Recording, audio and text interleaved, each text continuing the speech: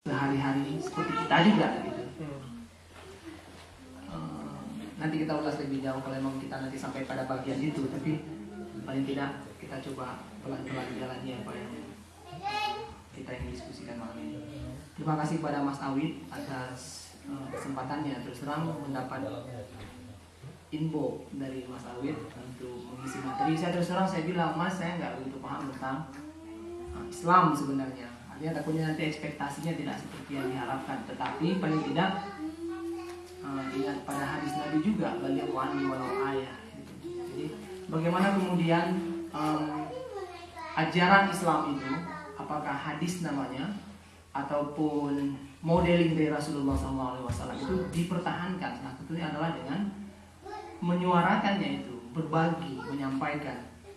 Balighu anni walau ayah, sampaikan tentangku walaupun hanya satu ayat. Dan malam ini saya berharap saya juga dapat satu ayat nih dari forum di sini, dari ibu-ibu, bapak-bapak juga. Saya bagi satu ayat, saya dapat satu ayat. Di sini juga ada Mas Bagio yang saya tahu juga dipaham tentang Islam. Nanti dan yang membuat saya happy karena memang ternyata skema acaranya itu tidak melulu presentasi, Mas, kan? Ada tanya jawab gitu ya. Jadi itu membuka ruang bagi saya juga untuk saya juga bisa menggali dan tahu. Jadi prinsipnya kita sama-sama belajar, sama-sama menggali kan seperti itu. Baik, malam hari ini terus terang saja saya sekolah di jurusan yang dibilang tadi, jurusan politik sebenarnya. Mudah-mudahan nyambung ya, kita coba tarik dimensi-dimensi agama dalam frame politik dalam frame agama. Kemudian sedikit perkenalan, saya juga di Aceh. Saya mengajar sebagai salah seorang dosen di jurusan psikologi. Jadi hari ini kalaupun saya paham agama itu pertama karena memang kultur di Aceh itu karena memang agama menjadi sesuatu yang sehari-hari. Jadi mudah-mudahan tidak begitu apa istilahnya, dia given. Jadi kita kebetulan lahir dari keluarga yang Islam, suasana yang juga Muslim, kemudian saya pelajari agama sedikit. Belakangan ini saya mencoba beralih sedikit.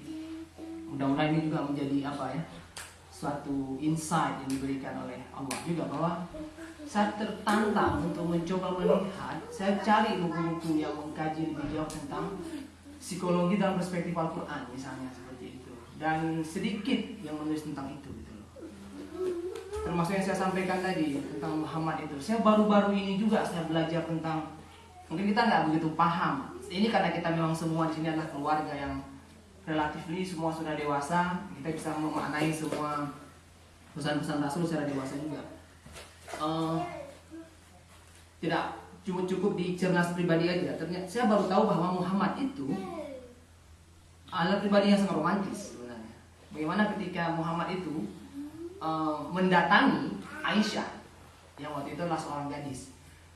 Saya download itu bukunya dan saya baca hadis-hadisnya itu, bagaimana Muhammad membawa segelas susu di dalam cangkirnya itu, kemudian sangat romantis sekali dialognya itu. Dan ini nggak terbuka publik gitu tentang siapa Muhammad yang sisi itu gitu. Kemudian juga keseharian Muhammad sebagai seorang ayah, seorang suami dan segala macam. Saya sering berdebat dengan aktivis perempuan misalnya soal gender dalam Islam, yang mereka melihat bahwa Islam sangat anti gender. Sementara yang tidak muncul ke publik adalah Muhammad itu ketika beliau pulang berdakwah atau apa, dan dia tidak mendapati makanan di atas meja sementara Aisyah sudah tertidur, dia tidak pernah membawakan Aisyah untuk itu, kemudian memasak sendiri.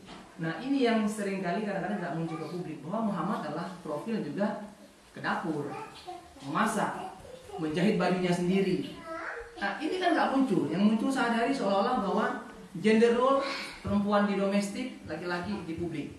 Kemudian oleh aktivis di luar sana dijudge atau dinilai di Islam itu sebagai agama yang anti kepada tema-tema yang kontemporer seperti itu, padahal tidak. Lagi-lagi karena memang kurang tergali. Nah, saya saat ini sedang menggali secara pribadi ya, tanpa ikut kelas yang khusus. Saya juga mencoba menggali itu. Nah, kebetulan pertemuan dengan Mas Awid menghubungi saya, maka saya lihat dalam frame itu. Mudah-mudahan ini juga menjadi bagian dari upaya saya mencari juga. Saya juga menggali, kemudian saya berbagi. Mudah-mudahan saya juga bisa mendapatkan sesuatu dari forum itu. Baik bapak-bapak dan ibu sekalian, terus terang arisan ini sudah lama saya dengar dari Mas Iskandar, dari Dewi, pengajian kan? Iya. Tadi itu apa? Arisan. Sorry, maaf. Pengajian. Maaf. Jadi pengajian ini selama saya dengar, kemudian saya cari momen yang istilahnya apa, ingin waktu itu masih ada Mas Isan waktu ketemu di tempat kerja. Cuman karena emang belum sempat aja datang ke sini, kemudian bulan puasa kemarin pertama saya datang ke acara pengajian ini di rumah Mas Iskandar. Kemudian alhamdulillah sekarang Mas Ali mengundang, paling nggak bisa bertemu langsung dengan para jamaah sekalian, dengan ikhwan akhwat semua, untuk sama-sama kita mencoba menggali apa yang ada dalam Islam. Baik, saya akan gunakan waktu paling nggak 15-20 menit sebagai pembuka, kemudian nanti kita diskusi saja. Saya ingin coba, saya jawab apa yang mungkin saya jawab, insya Allah. Kalau tidak nanti mungkin kita pending untuk kita cari jawaban bersama. Saya mulai dengan ini apa? Ada sebuah dialog imajiner yang dilakukan oleh, bukan imajiner, asli dialog itu terkesan seperti imajiner, yaitu antara Allah dan malaikat yang dilukiskan dalam Al-Baqarah ayat 30 sampai dengan 39, 10 ayat untuk membahas mengenai masalah itu. Bahwa ketika itu Allah bertanya sama malaikat, wahai malaikat, kalau saya ciptakan manusia di muka bumi ini, apa pendapatnya? Wa isqala rabbuka lil malaikati inni ja'ilun fil ardi khalifah. Khalifah, kita ini diciptakan untuk menjadi khalifah. Nah, khalifah ini pun definisinya juga ada nanti. Kenapa kita disebut khalifah? Tapi kembali ke soal dialog tadi. Kemudian malaikat mempertanyakan juga, untuk apa mau menciptakan manusia yang menurut malaikat ketika diciptakan nanti akan membuat kerusakan di muka bumi dan pertumpahan darah. Qalu atastabdiluna alladhi huwa adna billadhi huwa khair. Bukan tuh. Wa isqala rabbuka lil malaikati inni ja'ilun fil ardi khalifah. Qalu atattakhiduna Atajalu fiha. Saya buka Al-Quran aja, saya takut salah-salah ini. Al-Baqarah ayat 30 ya.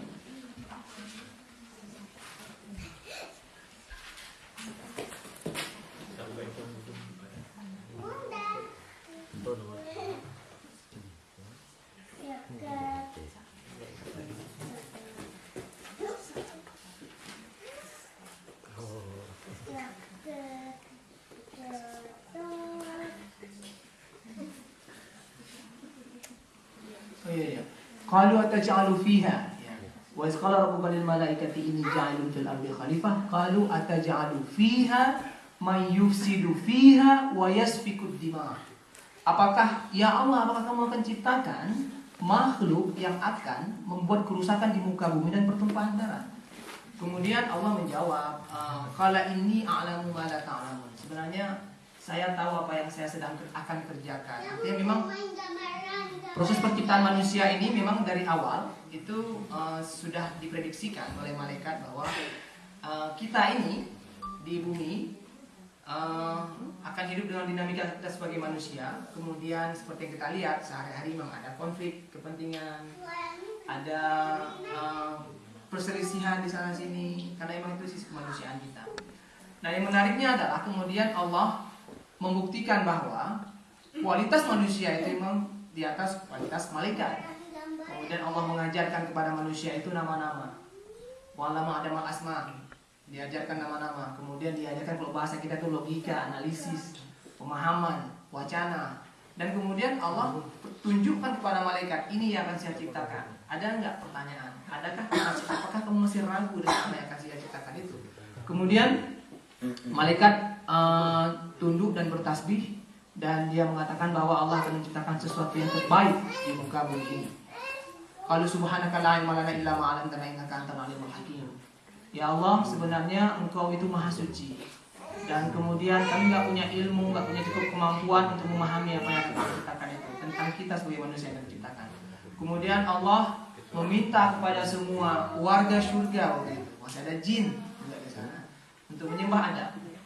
Tapi kemudian malaikat dengan ketundukan dan ketawaduannya dia menyembah Adam, bersujud pada Adam, masih bersujud pada Adam. Sementara jin tidak. Jin tidak. Nah, makanya kemudian ada anekdot juga kadang-kadang yang mengatakan bahwa sebenarnya kalau ada manusia yang tidak patuh pada Allah, sebenarnya dia lebih hina daripada jin itu. Karena jin itu masih patuh pada Allah. Dia yang tidak mau menyembah Adam. Ini persoalan egoisme nih. Kenapa saya harus sembah Adam? Adam dari tanah, saya dari api. Dia merasa bahwa api itu lebih bagus kualitas daripada tanah. Jin itu masih mendengar Allah, masih patuh kepada Allah. Makanya kadang ada anekdot yang sebenarnya bukan anekdot, ya istilahnya sejelek-jeleknya manusia kalau ketika dia kafir, ketika dia tidak percaya pada Allah masih bagus. Jin masih mau kita percaya pada Allah dan masih patuh pada Allah. Kemudian singkat cerita, Allah menyuruh Nabi Adam tinggal di surga, menjalani kehidupan yang surgawi, yang kita tidak punya ilmu yang banyak juga tentang surga gitu. Kecuali memang apa yang dilukiskan dalam Al-Quran.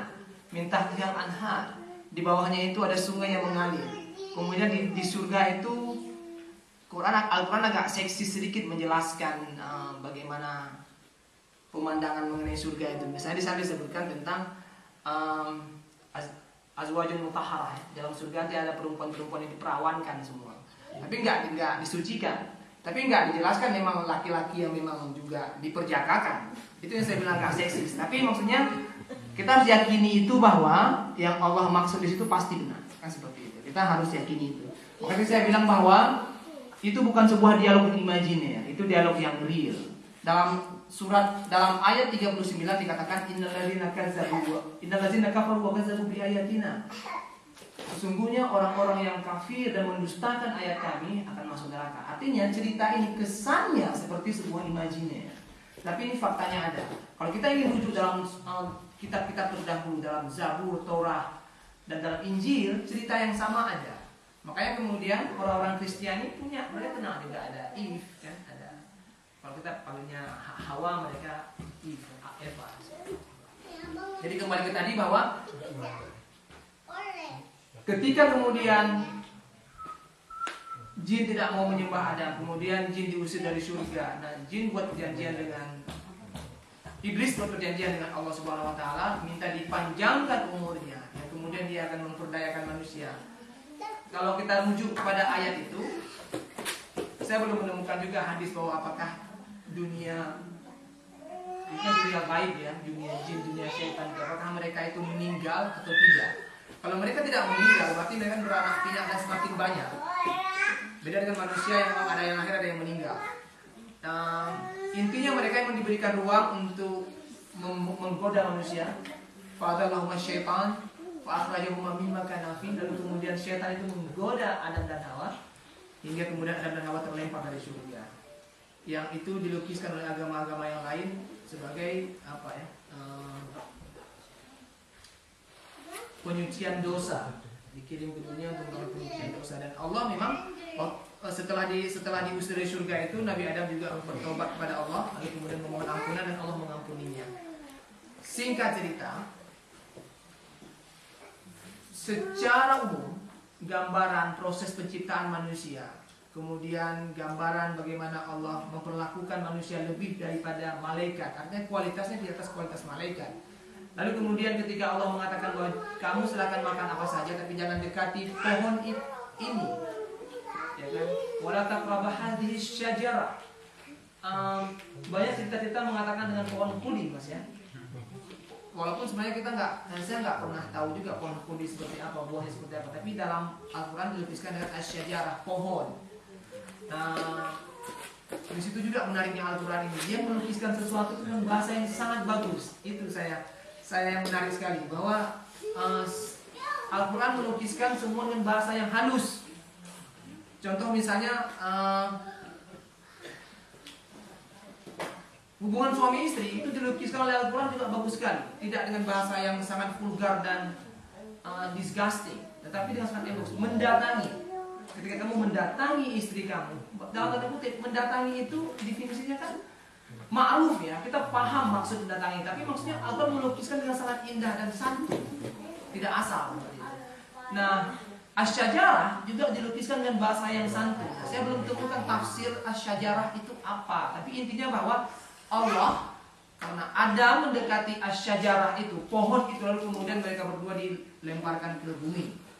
Nah, setelah dilemparkan ke bumi, kisah hidup anak manusia pun bermula di bumi ini. Nah, saya ingin coba masuk dalam dimensi ketika menarik benang merah semua cerita ini. Yang saya ingin katakan bahwa bagaimana kemudian kita ini memiliki dimensi-dimensi kemanusiaan. Dimensi kemanusiaan dalam arti saya coba tarik pada frame psikologi. Nah, hari ini kita menjadi anak manusia. Itu cerita pengantar tadi. Kita menjadi anak manusia, kita hidup, kita jalani kehidupan sebagai anak manusia. Banyak hal yang memang perlu kita dalami, kita kaji. Kemudian Al-Baqarah itu sebagai surat pembuka dalam Al-Quran, membuka catatannya dengan 3 personality manusia dalam kehidupan ini. Ayat pertama sampai dengan ayat 29. Itu kan ada 3 paling tidak. Dalam surat lain nanti ada lagi kategorisasi yang lain. Paling tidak Al-Baqarah, saya terus terang termasuk surprise melihat bagaimana Al-Quran mempetakan 3 kepribadian manusia itu. Pertama adalah ada pribadi yang mutakin.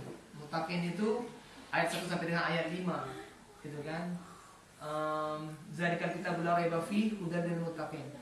Al-Quran ini adalah petunjuk bagi orang yang mutakin. Dijelaskan pada ayat ketiga, siapa yang mutakin itu? Mereka yang percaya pada yang gaib. Alladzina yu'minuna bil ghaibi. Gaib. Nah, iman, rukun iman, ketika kita bahas rukun iman, percaya pada gaib adalah bagian dari rukun iman. Kenapa Al-Quran memulainya dengan percaya pada yang gaib? Ini kan pertanyaan yang juga dalam sebenarnya, bahwa seringkali kadang-kadang, nah kita sebagai ilmuwan, sebagian dari kita sedang kuliah S2, S3 atau pernah juga kuliah entah di luar negeri atau di Indonesia, semua kita dekati dengan logik. Semua dengan logik. Nah, kalau kita pakai logik, tentu kita nggak bisa menjelaskan Al-Quran. Sementara Al-Quran sendiri banyak hal yang harus kita jelaskan dengan iman. Iman. Pendekatan agama dengan pendekatan ilmu, dia ada perbedaan di situ. Kalau ilmu, evidence dulu, kan seperti itu kan? Bukti dulu, saya percaya. What is the evidence? Empirical evidence-nya. Agama tidak. Percaya dulu kamu akan lihat evidence itu. Gitu. Bahwa kamu yakin, kamu akan lihat buktinya. Kalau misalnya kamu nggak yakin, kamu tidak akan melihat buktinya. Ini sama kisah kalau kita berobat mungkin ya. Kalau kamu yakin kamu sembuh, minum obat ini. Kalau misalnya nggak yakin, kamu nggak yakin, jangan minum, nggak akan sembuh. Itu kan ada fakta. Nah, agama pendekatannya saya lihat seperti itu. Makanya kenapa dibuka dengan pendekatan yu'minuna bil ghaibi, baru kemudian percaya kepada memberi zakat, kemudian percaya pada mendirikan sholat, kemudian percaya kepada hari akhir dalam ayat itu kan, yu'minuna bil ghaibi wa mimma razaqnahum yunfiqun, ya kan, memberikannya. Nah, kemudian itu yang pertama, dia pribadi yang mutakin. Pribadi yang kedua itu adalah pribadi yang kafir. Pribadi yang kafir. Nah, yang kafir kita mudah-mudahan berharap bahwa kita tidak termasuk dalam pribadi-pribadi yang dua yang terakhir yang saya jelaskan ini. Pribadi yang kafir itu adalah Allah sudah mengunci hati mereka. Khatamallahu ala qulubihim wa ala sam'ihim wa ala absarihim ghishawa. Jadi Allah sudah mengunci mati hatinya, matanya, telinganya untuk melihat cahaya kebenaran. Makanya kadang-kadang seringkali kalau kita bicara soal diskusi mengenai agama, ada beberapa orang yang memang alergi, malas, sentimen atau diskriminatif kalau sudah bicara soal agama. Kenapa? Karena memang kategori yang kedua itu ya kategori orang kafir yang memang sudah Allah kunci mati hatinya. Dan dalam banyak ayat saya lihat, saya tidak bisa merecall surat berapa ayat berapa, tapi beberapa saya lihat bahwa memang balasan orang kafir ya memang neraka. Jadi hatinya memang tertutup habis. Sementara kategori yang ketiga itulah kategori yang memang masih bisa diperbaiki ya, yaitu kelompok-kelompok orang munafik. Kalau orang munafik itu dia hatinya sakit, dia rusak saja. Kalau dia kumpul sama orang-orang yang beriman, dia mengaku beriman. Tapi ketika dia berkumpul dengan orang-orang yang memang tidak beriman, ateis atau apa, yang dia mengaku dia seperti mereka juga. Wa idza laqul ladzina amanu qalu amanna. Kalau dia kumpul dengan orang yang beriman, dia mengatakan saya beriman. Saya orang Islam. Wa idza qalu ila syayatinihim qalu inna ma'akum innama nahnu mustahzi'un. Dan ketika dia berpaling kepada syaitan-syaitan mereka, dia akan bilang bahwa saya bagian dari kalian sebenarnya. Tadi saya cuma ngolok-ngolok aja tuh. Innama nahnu mustahzi'un. Jadi cuman yang kategori yang ketiga ini masih bisa diperbaiki karena emang persoalannya kan yang rusak hatinya ya. Fi qulubihim maradun fazadahumullahu maradan. Jadi hatinya yang rusak, yang berkarat, yang tidak tembus cahaya dalam hatinya, yang kemudian tapi masih bisa diperbaiki. Cara memperbaikinya itu ada lagi cara-cara bagaimana membersihkan hati. Jadi kembali ke soal tadi, kita tentu berharap termasuk golongan yang pertama orang-orang yang memang muttaqin, yang percaya kepada Allah, orang-orang yang sukses, orang-orang yang memang diberkahi oleh Allah. Saya tertarik dengan ayat Al-Quran yang dibaca tadi, surat Al-Mu'minun ya, ayat 1 sampai dengan 10. Jadi kalau kita lihat 1 sampai 9 dari surat itu ada paling tidak ciri-ciri mukmin sukses ada di sana, ada 6. Ada 6 ciri mukmin sukses. Bukan saya bilang bahwa 6 itu semua, tidak. Dalam surat lain dibahas lagi apa kira-kira ciri-ciri mukmin yang sukses. Di situ adalah yang dibahas salah satunya adalah alladzina hum an salatihim hafizun ya, khasyun. Qad aflahal mu'minun alladzina hum an salatihim khasyun. Orang-orang yang ketika dia sholat dia khusyuk. Kemudian orang-orang yang di dalam yang memberi zakat juga ada di situ. Ciri-cirinya itu. Kemudian yang menjaga kemaluannya, di furujihim hafizun. Itu ada pembahasan lebih jauh. Kemudian ada juga di situ yang ansalawatihim yuhafizun ya. Pokoknya ada 6. Saya kurang amanah juga ada. Jadi menarik untuk melihat bahwa kalau kita lihat 6 kategori itu paling tidak itu menjadi rujukan kita bagaimana menjadi profil atau ciri mukmin yang memang sukses itu. Nah, kembali ke soal tadi bahwa kita berharap bahwa kita ini menjadi bagian dari hamba Allah yang muttaqin. Nah, dalam kehidupan sehari-hari sering sekali kembali ke konsep yang percaya pada yang gaib tadi. Dalam sebuah hadis itu pernah Rasulullah mengatakan bahwa bagaimana kita mempersepsikan Allah atau dalam bahasa lain mempersepsikan lingkungan kita itu kan sangat dipengaruhi oleh istilahnya apa ya? Allah itu sangat dipengaruhi oleh bagaimana cara kita mempersepsikannya. Kalau kita mempersepsikan Allah itu baik pada kita, maka Allah akan baik pada kita. Ana inda dhani abdi. Saya itu tergantung bagaimana kalian mempersepsikan. Saya pikir ini make sense sekali karena memang tidak perlu orang pintar untuk mengatakan ini. Dalam pertemanan sehari-hari pun kita juga akan seperti itu. Saya adalah bagaimana dipersepsikan dalam membangun pertemanan misalnya. Kalau misalnya ada teman yang mempersepsikan saya baik, lalu kemudian dia akan senyum dengan saya, lalu kemudian dia sering menegur atau menganggap kita sebagai saudara dan segala macam, saya pikir tidak ada alasan bagi kita untuk kemudian kita memperlakukan hal yang sama kepada orang tersebut. Akan halnya kalau kemudian orang tersebut juga memperlakukan kita atau mempersepsikan kita seperti orang yang dia tidak kenal, bukan teman dia, bukan saudara dia, otomatis kita juga nggak akan melakukan orang tersebut seperti itu. Dan ini nggak perlu logika yang sangat ribet untuk menyimpulkan itu. Nah, Allah juga seperti itu. Sering kadang-kadang kita dalam sehari-hari mempersepsikan bahwa semua bisa kita lakukan dengan kekuatan diri kita. Ada orang yang mempersepsikan bahwa Allah itu ada dalam semua aktivitas dia, yang membantu dia. Gagal dan sukses dia merupakan takdir Allah. Ada karunia Allah di sana, ada faktor campur tangan Allah di sana. Dan dia yakin apapun yang dia terima hari ini, kadang-kadang seringkali cobaan. Kita seringkali kadang-kadang kalau memang itu sesuatu yang happy, kita nggak pernah ingat ada peran orang lain di sana. Ini kadang-kadang biasnya cara berpikir manusia. Tapi ketika kemudian sesuatu yang buruk terjadi pada diri kita, dengan mudah kita menyalahkan faktor di luar kita. Nah, akan halnya hubungan kita dengan Allah, saya pikir seperti itu juga. Seringkali kadang-kadang hanya dengan iman kita bisa menafsirkan bahwa apa yang kita peroleh hari ini adalah karena Allah. Karena kita punya iman. Bagi mereka yang tidak punya iman, cenderung mempersepsikan bahwa apa yang dia peroleh karena memang hasil kerja keras dia. Karena good luck-nya dia, keberhasilan, apa istilahnya good faith ya. Karena memang takdir atau yang nasib yang bagus dia bakal seperti ini. Kita seringkali seperti itu, bias dalam cara berpikir.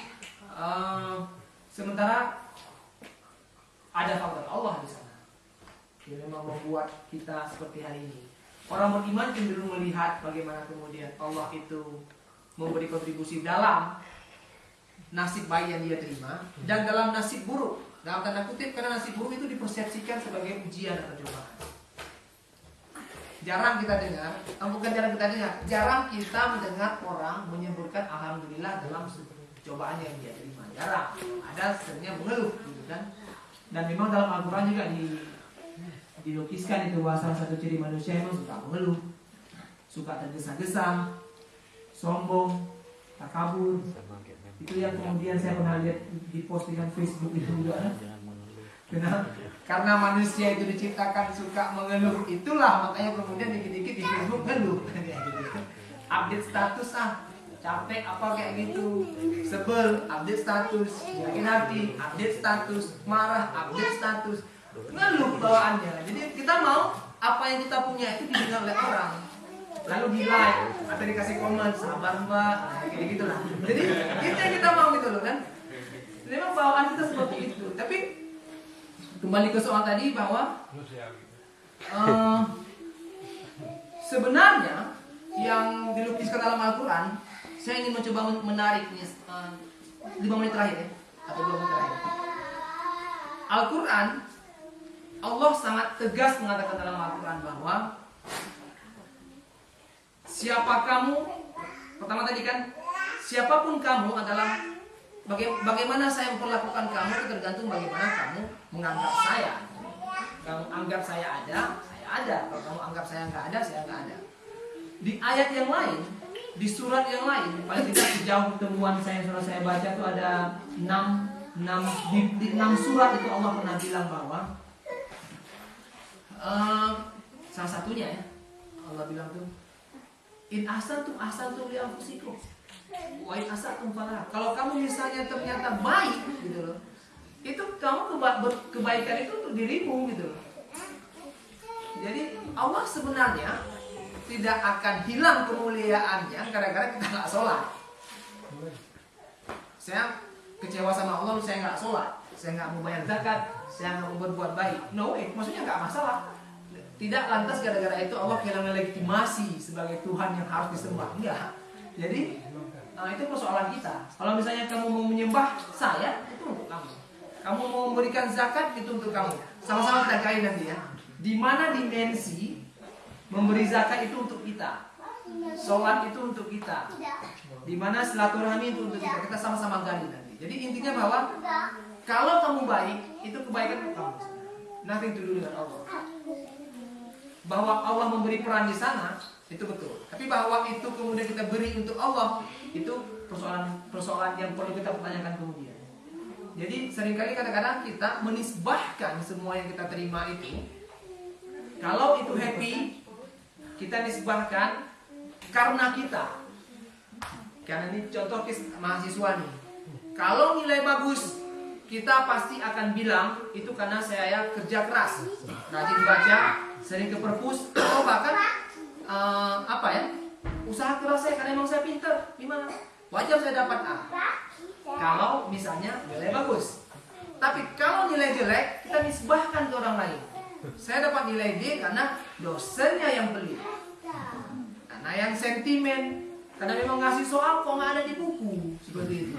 Sering kita mengembalikan itu gitu kan. Nah, akan halnya orang lain. Kalau orang lain nih yang dapat nilai, kita mudah kita bilang bahwa dia kan nilai bagus karena lobby dosen. Saya tahu kok kualitas dia. Nah, tapi kalau memang misalnya dia dapat nilai yang jelek, kita mudah bilang ya wajar lah, orangnya juga intelektualnya gitu-gitu aja, pas-pasan gitu ya. Itu jadi kan betapa kita tidak adil dalam memberikan penilaian terhadap siapa kita dan bagaimana hubungan kita dengan lingkungan kita, dengan Allah, dengan alam dan segala macam. Yang sebenarnya dalam sedikit saya singgung dalam psikologi disebut dengan bias ya. Dan self-serving bias. Kita sering kadang-kadang tuh kalau sukses karena saya. Kalau saya yang sukses nih itu karena saya. Kalau saya gagal itu karena faktor orang lain. Giliran itu orang lain, kalau sukses itu pasti faktor orang lain tuh. Faktor lobby, faktor X dan segala macam. Jadi kalau dia gagal, kita bilang memang begitu, memang dasar seperti itu. Sama case-nya kalau kita lagi jalan, misalnya tanpa sadar kita jatuh. Lalu setelah jatuh kita dengan mudah menyalahkan gara-gara karena jalannya licin berlumut ya. Marah kita, ini siapa sih tadi buang sampah sembarangan? Atau misalnya nggak bersih-bersih segala macam. Nah, tapi kalau misalnya orang lain yang jatuh, kita mudah bilang, goblok banget sih, jalan gitu aja bisa jatuh. Jadi mudah kita menjudge orang pada faktor di luar dirinya untuk orang lain. Tapi untuk kita pada faktor yang menguntungkan kita itu terjadi. Nah, bagaimana kembali ke soal tadi ya? Allah juga begitu. Seringkali kadang-kadang kita itu begitu happy kita lupa sama Allah. Nah, begitu sakit baru kita ingat sama Allah. Itu pun kalau ingat. Seringkali kadang-kadang juga nggak ingat kan? Karena memang kita persoalan kadar keimanan tadi. Saya pikir sebagai pengantar dari saya, karena banyak hal yang ingin saya sampaikan, tapi kemudian saya tak punya cukup ilmu untuk menalarnya, karena juga jujur aja juga saya sedang mencoba menggali dan mencoba menarik dengan perspektif apa yang kita diskusikan malam ini. Tapi intinya yang ingin saya sampaikan bahwa saya wrap up sedikit bahwa pertama kita diciptakan oleh Allah untuk menjalankan fungsi kekhalifahan kita. Dalam Al-Quran disebut dengan khalifah. Khalifah adalah makna bahwa Allah punya Asmaul Husna yang 99 itu. Nah, 99 itu merupakan sifat dan karakter Allah yang kemudian Allah mau itu diterjemahkan ke dalam kepribadian kita. Kita harus memiliki kepribadian yang mendekati kepribadian Allah. Walaupun sebenarnya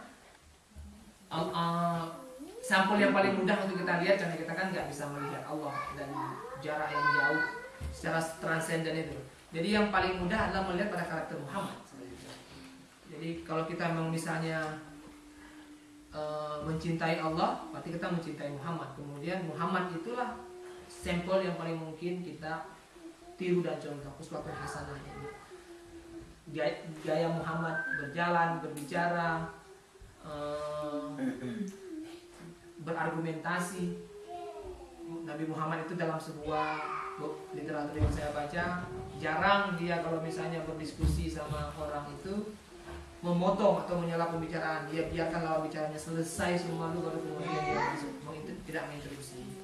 Kemudian hal-hal lain lah yang saya pikir nanti kita sama-sama diskusikan. Model ibadah beliau juga, model tidur beliau juga. Jadi saya juga pelan-pelan belajar juga bahwa ternyata pada asar itu kalau saya mau tidur lagi, secapek apapun jangan tidur pada asar itu. Memang secara kesehatan tubuh fisik juga kita bertambah lelah kalau setelah asar tidur lagi walaupun capek. Kemudian yang ideal sekali tidurnya itu memang ba'da isya langsung tidur, tidak ada kegiatan yang lain, lalu kemudian nanti bangun pada tengah malam jam 2 atau jam 3. Kalau mau mengetik silakan mengetik, itu fresh sekali tuh, terutama yang lagi bikin tugas nih, bikin disertasi, tesis, atau kalau yang mau bikin laporan untuk kantor, atau minimal untuk munajat, enak sekali tuh bangun jam 2, jam 3. Memang berat ya, berat dalam suasana Canberra yang memang kadang-kadang perjuangan gitu. Jadi membayangkan menyentuh air saja lebih enak di bawah selimut sepertinya. Berat. Kerja nggak apa-apa. Dan kemudian juga dalam sebuah hadis juga saya baca tentang sebisa mungkin kita memang kenapa anjuran bangun subuh itu saya nggak mau dekati dari sisi hadisnya, karena udah pasti dianjurkan. Tapi saya coba dekati dari pengalaman pribadi bahwa kalau kita bangun subuh, apalagi sekarang sudah kerja subuh, alhamdulillah kan. dulu terus terang, alhamdulillah karena emang terbiasa bangun subuh, jadi saya merasa guilty kalau misalnya telat bangun. Dan ketika kita bangun subuh itu enaknya bukan apa? Setelah subuh adalah waktu yang sangat produktif untuk mengerjakan apapun. Ini kita nih yang biasa kerja di rumah nih, nyaman sekali kalau kita bangun subuh, piring kotor, laundry, beres-beresin semua, nanti giliran jam 5:30 bangunin anak-anak, udah beres semua tuh. Instead of bangun jam 8 matahari udah keluar. Perasaan seperti hari itu telat kita mulai, late beginning jadinya ya. Tapi kalau kita mulai pada jam 5, sepertinya kok banyak sekali waktu yang lebih. Karena memang pada jam 7 dan semua. Dan wallahi saya lakukan itu, saya rasakan itu bahwa seringkali kadang-kadang memang piring tinggalkan dulu setelah subuh nanti lah kan. Atau misalnya laundry di samping mau mengerjakan tugas-tugas yang memang untuk kampus. Jadi nah ini adalah beberapa kepribadian yang memang dipraktekkan oleh Muhammad yang sebenarnya kurang tergali. Saya juga terus terang versi bahasa Indonesia saya coba cari di Gramedia, Mizan terutama ada beberapa, tapi kemudian tidak banyak yang dalam bentuk teks asli dalam kitab kuning dalam bahasa Arab yang challenge sekali memang kalau kita baca, tidak mudah baca, tapi memang menarik untuk mencoba menggali. Lebih dari itu saya mohon maaf, ini pengantar aja, mudah-mudahan nanti ada diskusi, kemudian ada pertanyaan dan ada yang bantu saya jawab terutama kayak gitu. Jangan sampai nanti saya takut nanti saya belum bisa jawab semuanya. Mohon maaf lompat-lompat, paling enggak nanti benang merah kita rangkum pada akhir sesi. Saya kembalikan kepada Mas Ali. Terima kasih banyak Bang Fajran yang sudah memberikan materi yang sangat menarik hari ini, melihat sosok Rasulullah SAW dan juga ayat-ayat suci Al-Quran dari sisi yang lain, dari evidensi yang kadang kita nggak aware dengan hal seperti itu. Langsung saya akan membuka pertanyaan jika ada pertanyaan dari Bapak Ibu sekalian. Ada pertanyaan? Sedikit menambahkan aja tadi. Bang Fajran tadi sampaikan ada 19 asmaul husna ya yang kita bisa sifat Allah yang bisa kita tiru dari sana. Tapi ada satu sifat yang memang kita nggak bisa ini, ya, nakabir itu kita nggak boleh. Karena itu sifat yang hanya dimiliki oleh Allah. Jadi hanya spesifik bagi Allah. Jadi kalau kita Allah al-Ghani, Allah mau kaya, silakan jadi kaya, tapi dari kata yang susah, dari rezeki yang halal gitu. Allah al-Fatah, Allah mau membuka, jadi kita bisa membuka rahmat bagi siapapun. Jadi kalau ada kesulitan pada kita bisa memberikan solusi dan seperti itu.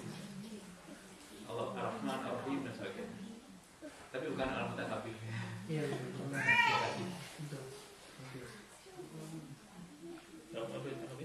enggak, betul.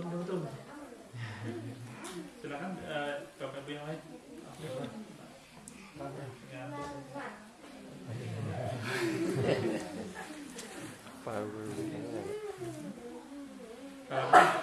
Saya tanya kan ya.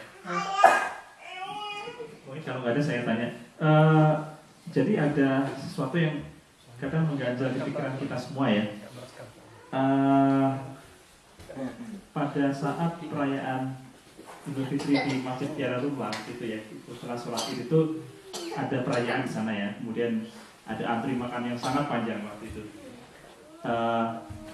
Masyarakat Islam itu kadang tidak apa ya, kadang tidak disiplin, tidak antri dan sebagainya.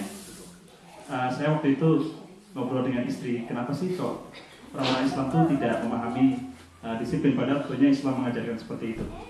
Di sisi lain, kita tinggal di sebuah negara yang menganggap agama itu tidak ada, sangat sekuler sekali ya, terutama di Australia ini ya. Mereka memahami nilai-nilai yang sebenarnya ada di ajaran Islam itu dari sebuah proses yang mungkin diawali ketika reformasi gereja pada abad pertengahan, yang kemudian diawali dengan disertai dengan sekularisasi waktu itu. Nah, kalau memang kenyataan seperti itu, sebenarnya kenapa sih orang-orang Islam itu tidak? Apakah memang harus melalui tahap seperti itu untuk mengadopsi nilai-nilai yang dia sebenarnya substansinya sudah ada di dalam Al-Quran? Apakah harus melalui proses yang reformasi agama, kemudian reformasi pemikiran kita, sehingga nilai kemanusiaan yang diajarkan Rasul itu dapat kita terapkan? Terima kasih. Baik, terima kasih Mas Awid. Sebenarnya Mas Awid, saya juga memiliki kegelisahan yang sama dengan pertanyaan Mas Awid itu, bahwa seringkali saya waktu itu pernah baca bukunya Pak Ato Muzahar. Buku beliau itu berjudul Menemukan Islam di Amerika. Walaupun dari judul agak kontroversi, aneh juga, menemukan Islam di Amerika, bukan di Mekah atau di Madinah seperti itu. Kemudian tahun 2005 saya berkesempatan untuk pergi ke Amerika. Kemudian saya lihat di sana bahwa bagaimana kemudian masyarakat Barat, masuk di Australia, bagi mereka Islam itu dia jadikan value, living value kan, nilai yang hidup. Dan mereka nggak bicara soal konsep apakah itu Islam atau Kristiani atau apa, tapi paling nggak itu living value. Nah, sementara di dalam masyarakat Islam kita sejauh ini memang terjebak pada persoalan simbol-simbol. Kita bicara soal, dan saya terus terang sebagai orang yang saya masih pulang ke Aceh, kemudian saya juga diskusi dengan teman-teman di Aceh dan beberapa orang yang bergerak di bidang Aceh kan sedang menggalakkan tema syariat Islam. Tapi kemudian debat soal syariat Islam ini masih sangat karikatif, masih berkisar pada soal bagaimana menyopankan perempuan dalam berpakaian, which is okay. Satu sisi itu okay, tapi maksudnya Islam lalu tidak hanya dibahasakan dalam soal itu, tapi banyak hal gitu, dalam soal ekonomi, korupsi dan segala macam. Saya juga stuck sedikit dengan, dari kecil saya diajarkan itu an-nadhafatu minal iman, kebersihan setengah daripada iman gitu. Tapi kemudian sepanjang yang saya tahu, bukan hanya di Aceh, di Indonesia dimanapun, kalau pergi ke masjid, toiletnya pasti baunya luar biasa. Lalu kita bicara soal an-nadhafatu minal iman gitu loh. Habis itu kita pergi, kita juga temukan di rumah kita masing-masing. Nah, ini challenge untuk kita semua. Saya pikir ini kritik untuk kita semua. Untuk saya juga terutama. Bagaimana kemudian menjadi mukmin yang kafah, muttaqin, muslim yang kafah. Kan persoalannya kan dalam Al-Quran dibilang, udkhulu fis-silmi kafah. Masuklah ke dalam Islam kafah. To be honest, saya pribadi sebenarnya juga nggak berani dan malu mengatakan saya muslim yang kafah. Gitu kan? Karena apa? Karena sejauh ini kita belum menjadikan nilai Islam sebagai living value kita. Pertanyaan saya, apakah setiap kita nih hal kecil, do we sit when eating? Do we sit when drinking? Itu value yang paling sederhana dari Muhammad. Minum, duduk. Makan, duduk. Nggak boleh lari-lari. Kemudian, apakah kita makan pakai tangan kanan? Gitu loh. Anak challenge-nya adalah apa? Kita punya keluarga. Ku anfusakum wa ahlikum nar. Mulai dari keluargamu. Paling enggak apa? Challenge saya adalah untuk anak-anak. Berat sekali saya kalau bilang sama anak-anak. Mereka lihat di McD antri makan. Sambil berdiri nih makan. Saya bilang, that is not our culture. Itu bukan culture kita makan sambil jalan, makan sambil berdiri. Walaupun repot juga, sesekali kecolongan. Karena kan dia kan juga berteman-teman di sekolah. Lalu dia tanya gitu loh. Mereka kok boleh Pak? Itu mereka. We are Muslim. Menanamkan itu yang pertama itu penting. Itu soal identity. Bilang sama anak-anak, we are Muslim, we are different. Kita lain, kita Muslim. Belum lagi saya temukan beberapa teman-teman saya, terutama yang dari Turki misalnya, dan juga dari Arab Saudi, yang anak-anaknya mulai gadis yang mau pakai jilbab. Dan mereka tanya sama saya, do you know bagaimana saya bisa mempersuade anak saya pakai jilbab? Saya bilang, bingung. Sulit juga gitu loh, karena memang kecuali memang harus ada sampel atau komunitas yang bagus. Dan memang challenge di luar negeri seperti itu. Dan kembali ke tadi, makanya lagi-lagi Mas Awid, saya coba bandingkan antara bagaimana living value di Amerika dan di Australia secara umum. Hadis mengatakan kalau kamu naik mobil, hormati yang bawa motor atau naik sepeda. Kalau kamu naik sepeda, berjalan kaki. Penghormatan dalam mana begini? Jangan kencangkan laju kendaraan. Kalau bisa turun dan memberi salam. Tanyaannya, do we do that? Seperti itu kan. Apalagi kalau udah kembali ke sana. Saya tahu tahun 2007 pertama saya kembali ke Aceh waktu itu. Saya lihat memang karena kan di Indonesia relatifly tidak berlaku speed. Di Indonesia nih ada yang ada konsep itu, stop sign ada saya perhatikan. Speed limit 60-70 ada, di jalan tol ada yang ada 100, tapi dalam faktanya tidak ada. Kemudian ketika memasuki perkampungan, kalau di sini kan di sabab-sabab ditulis, memasuki daerah perkampungan speednya 40 turun, school area 40 dan segala macam. Dan mereka patuh pada itu. Nah, saya lihat kalau saya nggak mau katakan daerah lain, di Aceh terutama nih, dia lari dengan speed yang sama, bedanya klaksonnya makin kencang. Maksudnya kasih saya jalan. Jadi itu yang terjadi. Saya juga bingung gitu, maksudnya melihat bagaimana debat soal rokok misalnya. Kalau mau bicara soal syariat Islam, saya terus terang pelan-pelan akhirnya saya kampanyekan itu. Kita mau bicara syariat Islam, gitu loh. Kita polemikkan, sekarang praktekkan. Saya bukan anti dengan teman-teman merokok, silakan merokok, tapi please gitu loh. hormati mereka yang tidak merokok. Kalau mau merokok pergi jauh-jauh ke sana gitu loh. 30 kaki dari gedung, merokoklah di luar sana. Jadi jangan ngobrol itu baru syariat Islam. Dan kemudian saya coba tarik itu pada akar-akar seperti itu.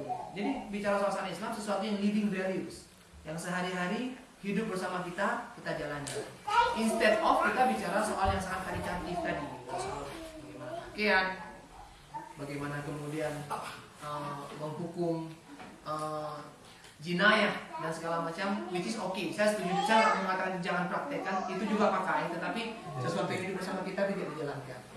Nah, apa yang terjadi adalah education juga mungkin Mas Awin ya, soal education.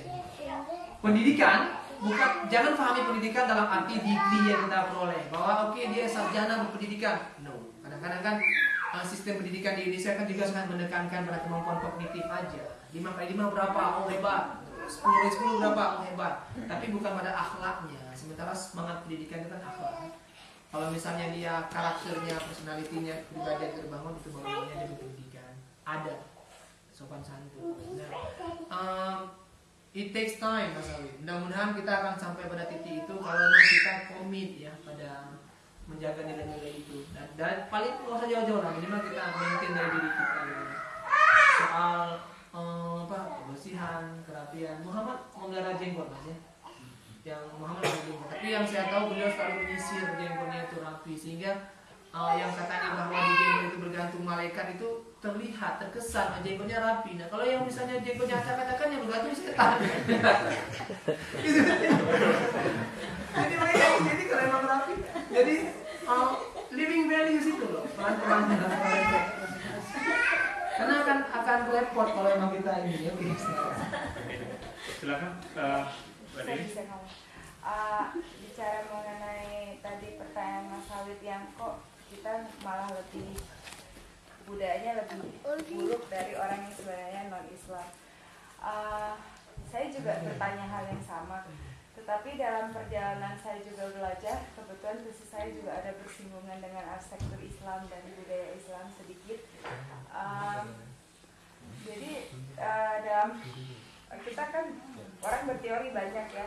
Jadi salah satu teori yang saya baca itu di bidang arsitektur itu Hasanuddin Khan. Jadi beliau mengatakan bahwa kebudayaan Islam itu pernah maju. Saya melihat dari tata kota ya. Itu kalau Alhambra itu Nodop itu sangat menjadi contoh.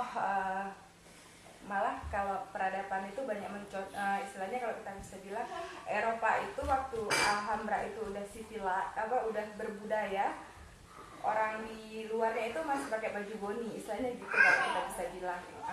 Tetapi kemudian karena ada waktu itu perang salib dan adanya kolonialisasi di negara-negara Islam karena kemajuan berhubungan dengan yang Mas Salid bilang tadi, terus kan akhirnya ada revolusi industri, ditemukan berbagai hal, akhirnya orang bisa menjajah. Nah katanya salah satu faktor kenapa budaya Islam itu menurut Hasanuddin Khan ini, kenapa budaya Islam itu juga drop, salah satunya adalah kolonialisasi kata. Jadi ketika misalnya arsitektur Islam itu dulu kita nggak boleh pakai binatang, kita langsung berkarya dengan ilmu kita, matematis, kita menciptakan geometri yang sangat indah. Yang akhirnya sekarang kalau di bidang arsitektur itu keluarlah berbagai buku-buku geometri untuk menciptakan itu sangat rumit. Saya pernah pelajari rumit sekali sebenarnya kalau yang kompleksnya. Nah terus kalau menurut kita di Mas Bang Fajran dan Mas Halid atau siapa yang bisa menerangkan, ada nggak hubungan antara kolonialisasi kita ketika negara Islam itu dikolonisasi itu kan dari bisa dibilang abad 18 ya mulai yang lebih besarnya, tapi dari abad 13 itu mereka udah pergi kan dari negaranya dan kolonial, sehingga budaya kita itu juga nggak bisa berkembang. Kita mau, dan kenapa juga sekarang kita lihat masjid itu megah-megah, itu tentu kalau di bidang urban planning nggak jauh pergi dari kenapa itu jadi lebih bagus, karena negara Timur Tengah itu punya oilnya, punya banyak uang, dan di negara-negara non-Islam, negara-negara Arab ini banyak membangun masjid yang juga indah-indah. Jadi jangan ditanya lagi kalau di dalam sosial saya indah itu apa, bingung itu apa, tapi secara kita sepakat ini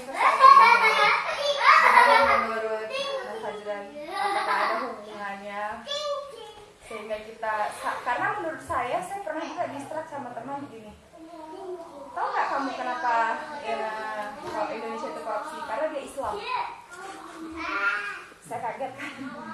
Terus coba kamu lihat semua negara yang punya Islam, dia punya korupsi kata dia gitu kan. Terus saya berpikir, no, that's not my culture. Mungkin ketika kamu jajah kami dulu, kami udah nggak bisa mau ngapa-ngapain lagi. Akhirnya budaya itu tumbuh